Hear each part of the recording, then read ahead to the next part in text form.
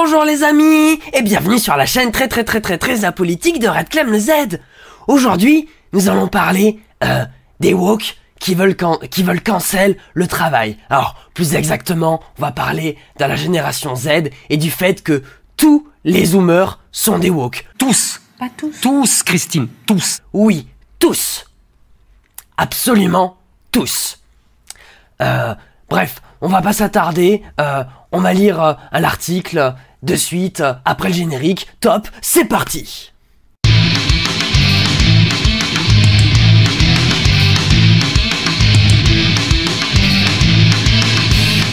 Alors, nous voici devant notre article.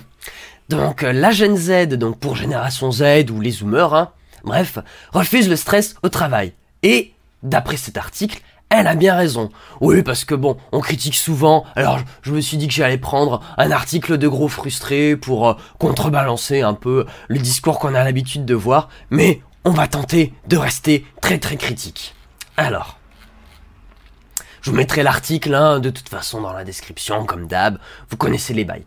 Alors, burn-out, dépression, manque de temps et absence de hobby. Ah ouais, absence de hobby. Effectivement, c'est vrai, moi j'ai beaucoup de collègues là où je travaille, qui travaillent vraiment beaucoup. Et en fait, j'ai l'impression que, à part voyager, ils ont pas vraiment de hobby, quoi. Enfin, bon, après, peut-être que leur vie est tout à fait cool, mais bon, je vais pas m'attarder là-dessus, j'ai pas envie de juger les gens. De toute façon, ce n'est pas très gentil et câlin de juger les gens. Bref. La difficile séparation entre la vie pro et la vie perso peut avoir des conséquences sur la santé mentale. Mais la Gen Z a décidé de dire stop. Si une journée ne contient que 24 heures, pas question de passer une minute non payée à travailler. Attendez, on va arranger un peu le truc. Voilà, on va faire comme ça pour éviter que vous ne voyez pas quelque chose. Alors, manque d'employés dans la restauration et en saison, naissance du terme quiet quitting, libération de la parole sur les troubles psychiques et le burn-out.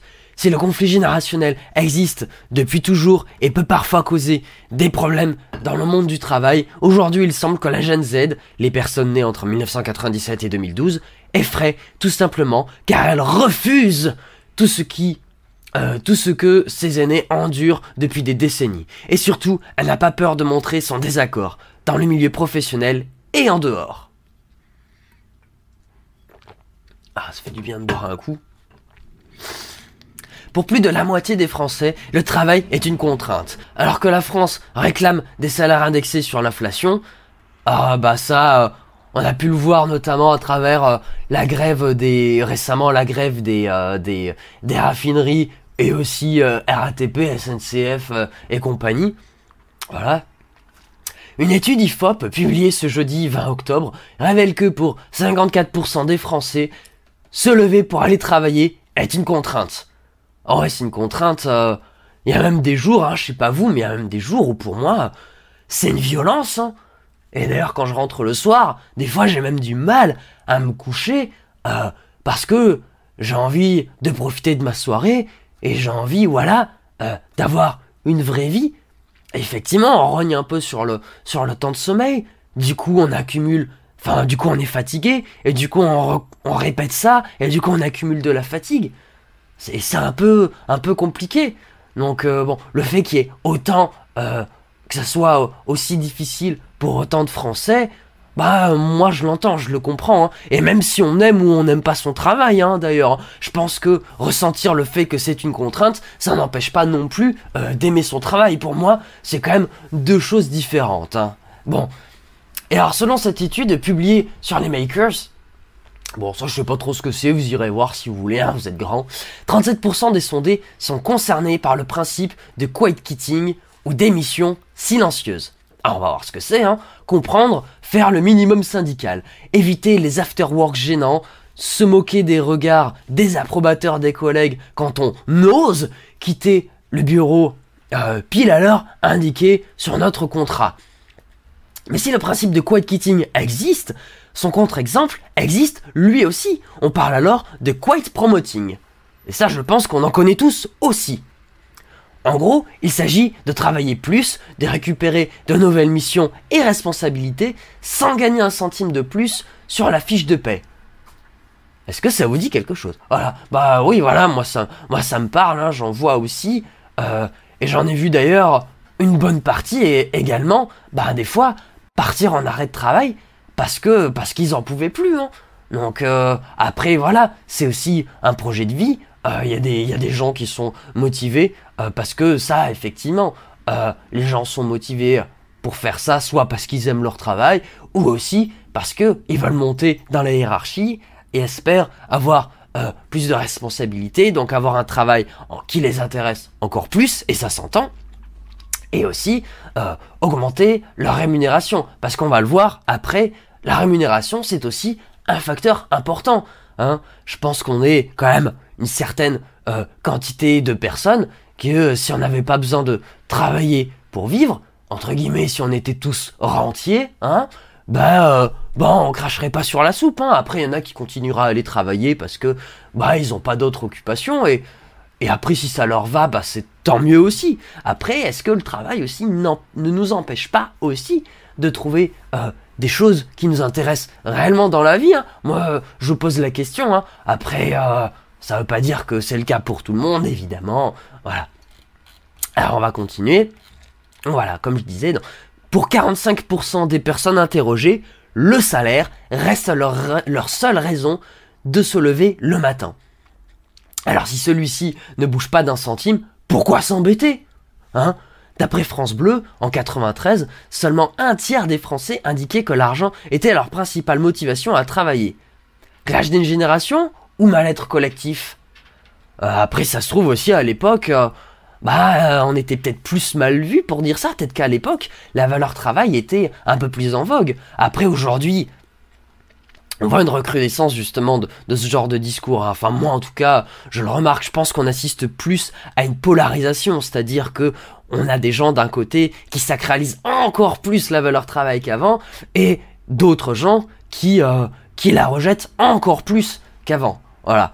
Bon, voilà, ça c'est mon analyse neutre, apolitique et apartisane, hein, qui reste en dehors de tout ça et qui ne fait que constater, hein. Après, libre à vous, hein, de nous raconter votre vision du monde, et n'hésitez pas à le faire en commentaire. Moi, ça m'intéresse de savoir ce que vous en pensez. Alors, la jeune Z dit stop.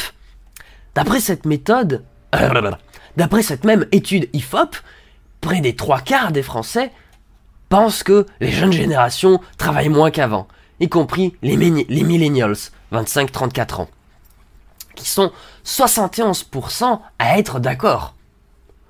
Bon, moi je pense que ça ne me paraît pas choquant. Effectivement, si on voit que les zoomers sont plus adeptes du quiet quitting, forcément, oui, ils travaillent moins que les autres. Donc le constat se tient. Bon, après, ça veut pas dire que c'est bien ou pas bien. Moi, j'ai même pas de jugement là. Mais du coup, voilà, est-ce récemment de la paresse, ou plutôt une révolte, pas si silencieuse que ça? Après, je sais qu'il y a aussi des gens qui font l'amalgame entre paresse et révolte, hein, qui pour eux, les gens se révoltent parce qu'ils sont paresseux. Bon, après, le travail, étymologiquement parlant, je crois que ça vient de trépalium, en grec, qui signifie la torture.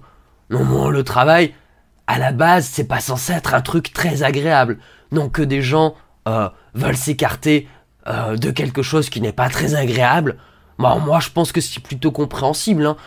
Moi j'entends complètement que des gens disent le travailler c'est chiant. Bon, après ça dépend ce que tu fais aussi, hein. Voilà, faut toujours nuancer, avoir un discours un peu complexe, tout ça. Bon, ça après c'est aussi votre responsabilité à vous, hein, j'ai envie de dire, c'est votre réflexion à vous, personnelle, mais qui est aussi quelque part un peu politique. Et oui, même moi, à ma hauteur de personne apolitique, quelque part, je fais un peu de la politique aussi en parlant de ça. Bon, bref, de toute façon, je suis pas là pour vous dire quoi penser, hein, je reste neutre et apolitique. Bref, alors, on continue.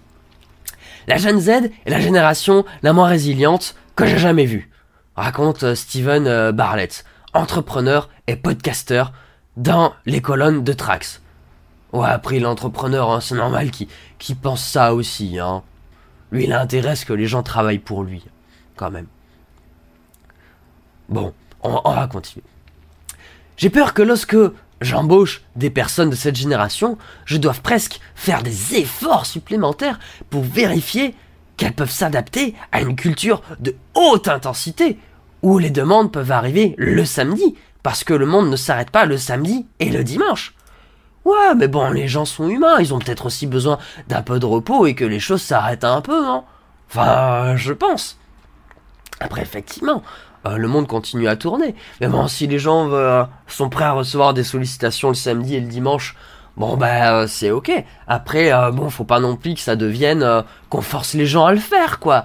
Ou alors, faut que les gens puissent se reposer aussi un autre jour de la semaine, hein. D'ailleurs, pourquoi pas créer un double week-end, c'est-à-dire des personnes qui seraient en week-end le samedi et le dimanche, et d'autres personnes qui seraient en week-end le mercredi et le jeudi, hein. Par exemple, voilà, ça permettrait à des gens qui veulent avoir, je sais pas, par exemple prendre des rendez-vous médicaux, ça permettrait d'éviter que ces gens-là posent des congés spécifiquement pour ça, par exemple, hein. Parce que c'est vrai que c'est pas très pratique, hein. C'est pas toujours très pratique. Bon, on va continuer, hein. Et si les efforts supplémentaires demandés par la jeune Z effraient les employeurs, c'est tout simplement parce que les plus jeunes refusent aujourd'hui de ne pas prendre en considération leurs besoins et osent exprimer leurs ressentis et leurs désaccords. Selon un rapport du Gallup Global Workplace, 41% des travailleurs britanniques se déclarent très stressés pendant une grande partie de leur journée de travail. Un record. Alors que la culture populaire et les artistes osent parler de plus en plus de burn-out et de troubles psychiques, la Gen Z constate les conséquences de la Startup Nation et l'impact que peut avoir une vie qui tourne autour du travail. Si la séparation vie pro-vie perso peut être compliquée, elles sont justement de plus en plus à placer leur santé mentale en priorité. Et peut-être qu'ils ont raison, hein, même pour leur patron d'ailleurs, hein. Parce que finalement, quelqu'un qui n'est pas en bonne santé, c'est quelqu'un qui travaille mal ou qui ne peut pas travailler.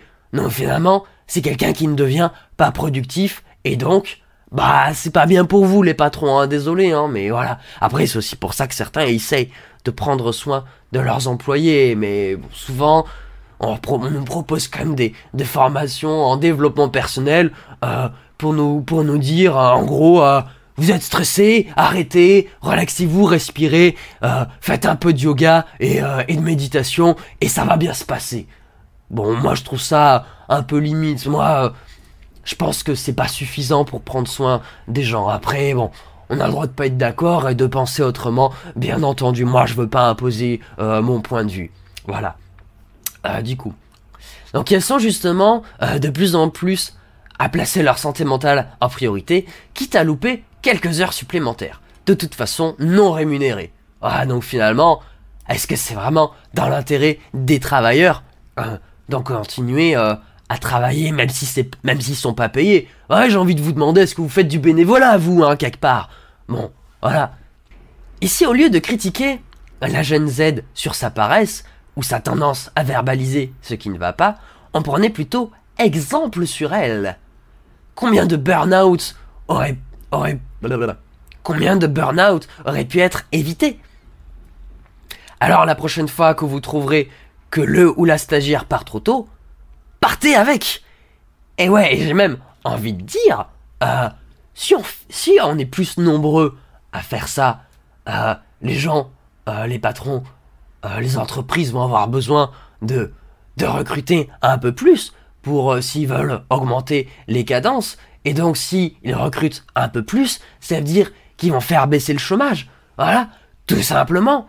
Parce que ça va embaucher des gens qui sont au chômage. Et donc, finalement, les politiciens qui nous disent tout le temps que le chômage, c'est mal, que le chômage, c'est terrible, finalement, on a peut-être là aussi une solution pour enrayer au moins en partie le chômage.